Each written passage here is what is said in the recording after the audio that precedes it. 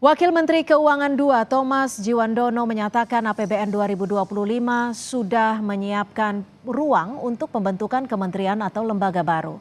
Thomas Djiwandono bilang hal ini sudah didiskusikan bersama dengan Dirjen Anggaran dan Kemenpan RB.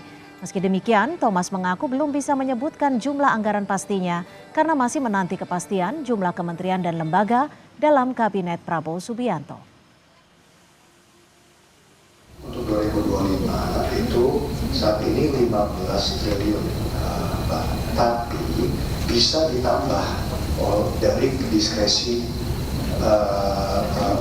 dari ruang diskresi presiden tadi menurut kebutuhan. Memang IKN tidak sepenuhnya akan tidak sepenuhnya dari APBN, itu dari pertama kali kan. Sudah berkali-kali menjelaskan bahwa beliau komit bahwa IKN akan berlanjut. Poinnya adalah memang pendanaannya kita harus shift untuk ke investasi dari sektor. Presiden terpilih Prabowo Subianto berencana merombak Kementerian Keuangan pada tahun pertamanya menjabat sebagai Presiden RI. Hal ini diungkapkan Dewan Penasihat sekaligus Ketua Dewan Pakar Tim Kampanye Nasional Prabowo Gibran, Burhanuddin Abdullah. Burhanuddin bilang akan ada Kementerian Penerimaan Negara yang bertugas mengurusi pajak hingga bea, cukai, dan PNBP. Hampir kita itu 30%. Yang pertama yang akan diubah kelembagaannya adalah penerimaan negara. Mudah-mudahan insya Allah akan ada Menteri Penerimaan Negara yang mengurus pajak, cukai, dan PNBP. Jadi pisahan dari Kementerian Keuangan. Salah satu yang menjadi sorotan adalah wacana bertambahnya jumlah kementerian lembaga di kabinet baru mendatang.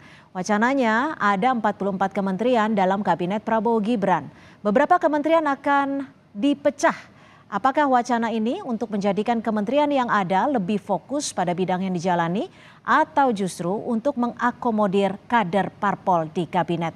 Sudah bersama kami politisi senior Partai Golkar, Bang Nurdin Halid, dan juga Direktur Eksekutif Trias Politika, Mas Agung Baskoro. Selamat petang Bang Nurdin, Mas Agung, terima kasih sudah bergabung bersama kami di Kompas Petang.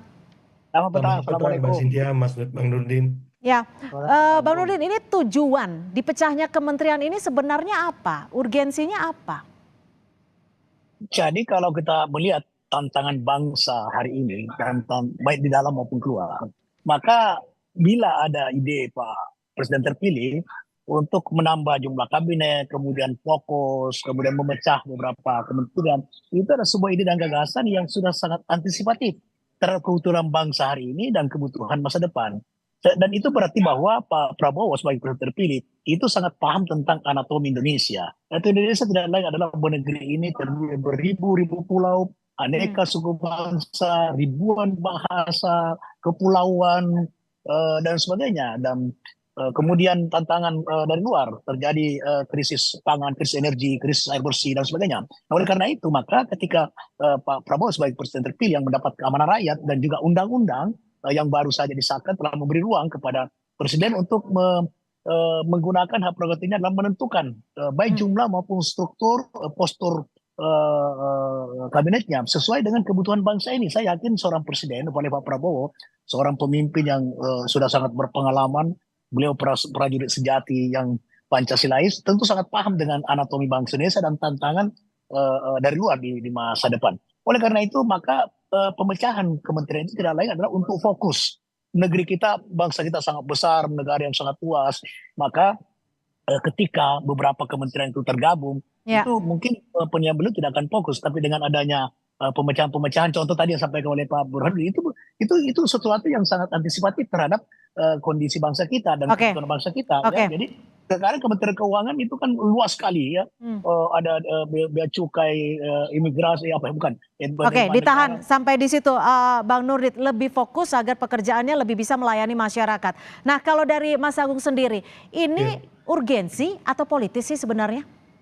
Iya, susah dipungkiri ya, ada dinamika di internal di mana kita tahu ada koalisi yang besar dimiliki oleh Pak Prabowo ketika sukses menjadi pemenang Pilpres, otomatis dimensi politiknya lebih kuat ketimbang dimensi-dimensi teknokratik dan publiknya. Sehingga tidak bisa dipungkiri bahwa uh, ada penambahan kementerian maupun nomenklatur kementerian baru yang kita mulai lihat berseliweran di timeline sosial media kita maupun di media hari ini ya.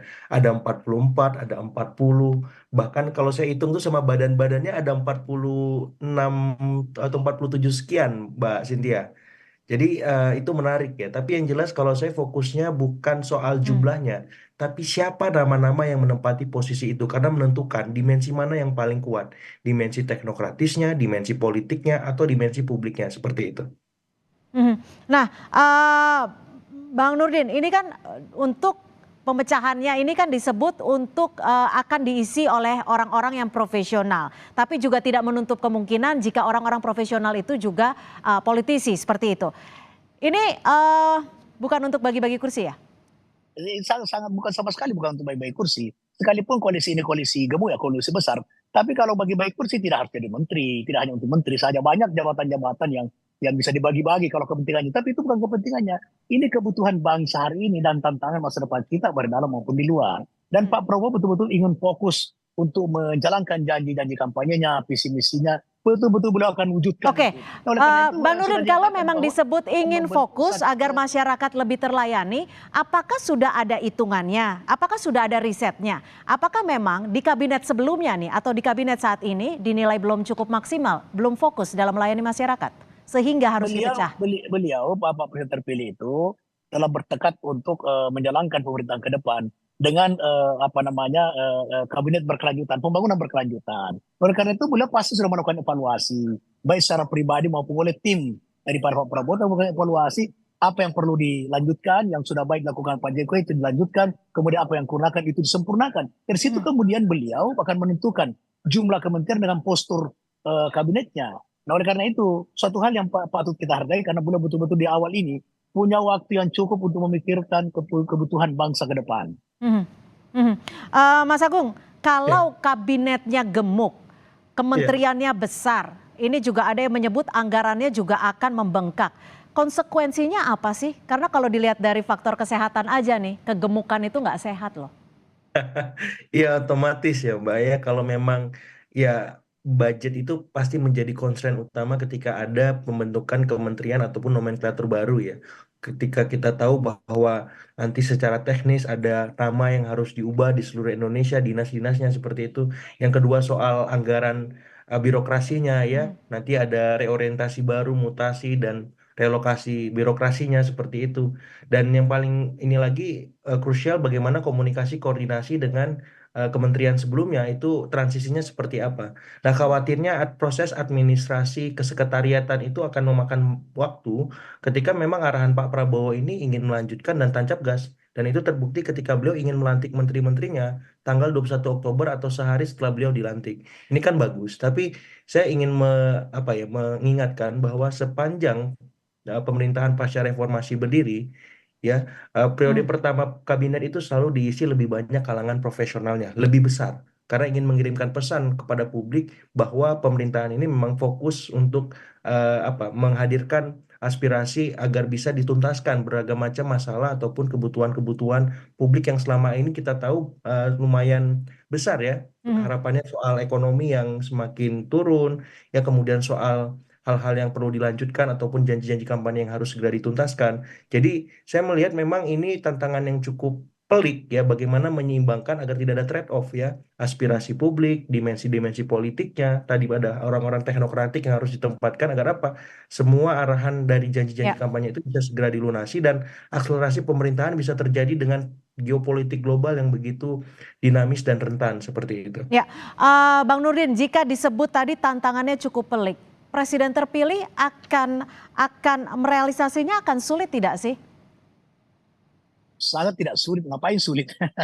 Ini sudah dipikirkan kok tantangan bangsa seperti yang katakan Pak Agung tadi. Jadi begini Mbak Cinta, analognya tadi itu keliru itu. Tidak bisa disamakan gemuk semanusia di kesehatan dengan gemuk di pemerintahan. Ini kalau 44 itu bukan kabinet yang gemuk. Kalau 100, 150 itu 80, 90, 70 itu baru gemuk itu.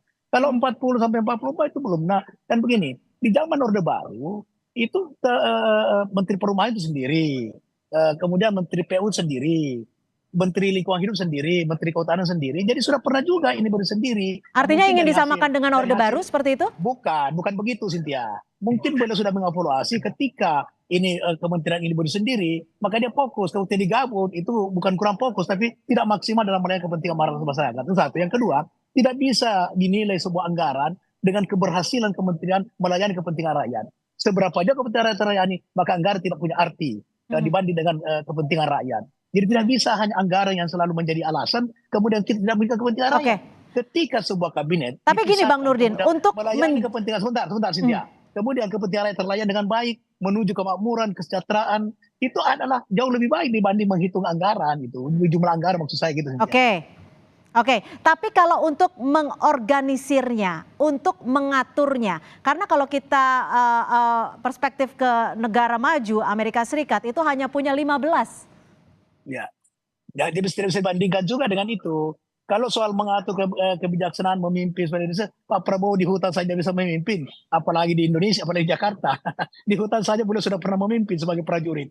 Jadi kalau soal kepemimpinan tidak usah ragukan lagi. 44 atau 40 atau 34, 30, beliau sangat mudah mengkoordinasikan. Beliau sudah paham betul tentang manajemen pemerintahan, manajemen militer, manajemen masyarakat. Beliau sudah sangat paham betul.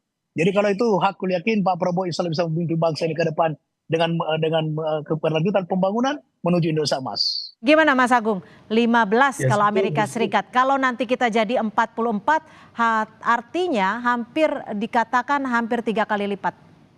Ya, sebenarnya jumlah kementerian di US ataupun di Indonesia memang tidak apple to apple kita bandingkan karena lanskap dan konteks politik dan tantangannya beda. Tapi saya ingin masuk pada tahapan kira-kira Pak Prabowo berkenan nggak kalau nama-nama menteri yang ingin dia lantik itu di-share ke publik supaya apa? Supaya kita bisa enak membedahnya. Kenapa? Karena dengan begitu kita akan tahu bagaimana rekam jejak menteri ini. Jadi itu bagus, ide yang bagus itu Pak Agung.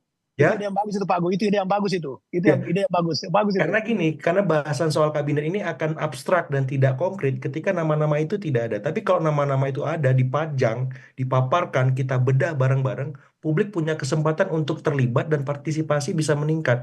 Nah, saya berharap Pak Prabowo untuk mendobrak tradisi baru ketika akan mengumumkan menteri-menterinya itu. Jadi artinya sebelum pelantikan gitu ya, sebelum tanggal 20 ya, karena kan rencananya tanggal 21 diumumkannya.